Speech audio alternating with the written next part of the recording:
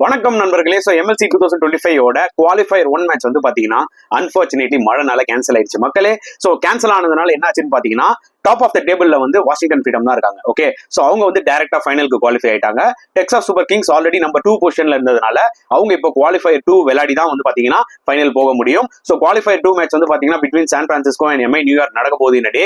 And hopefully வந்து பாத்தீங்கன்னா qualifier 1 மாதிரி இந்த எலிமினேட்டர் மழைனால கேன்சல் ஆயிடக்கூடாது. ஏன்னா அந்த ஒரு பர்டிகுலர் மேட்ச் நடந்து அதுல இருந்து ஒரு வின்னர் போனாதான் வந்து பாத்தீங்கன்னா அதுல ஒரு கிக்கே இருக்கு. கண்டிப்பா டெக்சாஸ் சூப்பர் கிங்ஸ் கொஞ்சம் டிசப்பாயிண்ட் ஆயிருப்பாங்க. ஏன்னா மேட்ச் நடந்து தோத்து நீங்க வந்து குவாலிஃபை 2 ஆனீங்கன்னா அது வேற விஷயம். மேட்சே நடக்காம வந்து பாத்தீங்கன்னா டைரக்டா போய் இப்போ குவாலிஃபை 2 ஆடுறதுல அவங்க கொஞ்சம் டிசப்பாயிண்ட் ஆயிருப்பாங்க. But Washington Freedom defending champions அவங்க ரொம்ப ஹாப்பியா இருந்திருப்பாங்க, அதுல டவுட்டே கிடையாது. ஏன்னா டைரக்டா ஃபைனல் போயிட்டாங்க. இன்னொரு பக்கம் எம்ஐ நியூயார்க்கு ஒரு அருமையான ஆப்பர்ச்சுனிட்டிங்க. அவங்க ஜஸ்ட் 6 பாயிண்ட்ஸ் தான் வச்சுட்டு டாப் 4 குள்ள வந்தாங்க.